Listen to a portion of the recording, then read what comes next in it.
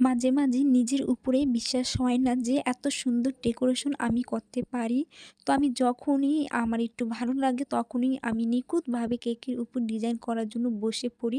তো সিম্পলের ভিতরে কিন্তু আমার এই কেকটা মাশাআল্লাহ অনেক সুন্দর হয়েছে। মানে দেখে আমার নিজেরই খুব ভালো লেগেছে এবং কি নিজের উপরে বিশ্বাস হচ্ছে না যে আমি এত সুন্দর করে একটা ডিজাইন করেছি।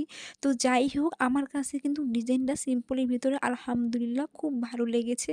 তো আপনাদের কাছে কেমন লেগেছে অবশ্যই কিন্তু কমেন্টে আমাকে সবাই জানাবেন।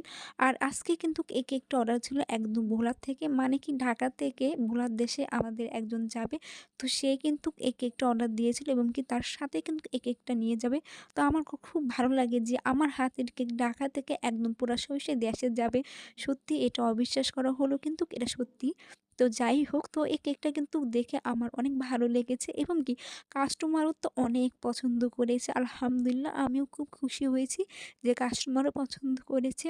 আরেকটা কথা হলো যে আমি এই ডিসেম্বর থেকে শুরু করে একদম জানুয়ারি মাস থেকে কিন্তু অনেক কেকের অর্ডার পাই। তো সত্যি খুব ভালো লাগে যে ১ মাস ২ মাস দেখা যায় যে অর্ডার পাওয়া যায় না, বসে থাকি। আর কিন্তু ডিসেম্বর মাস আসলে কিন্তু আমার অর্ডারের একদম শুরু হয়ে যায়। তো যখন যারা কেক নিবে তখন কিন্তু তারা অনেক আগে থেকে আমাকে অর্ডার দিয়ে থাকে।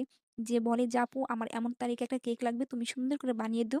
তো আমিও চেষ্টা করি আমার এর পছন্দ অনুযায়ী বানাতে চেষ্টা করি। যাই হোক সবাই দোয়া করবেন।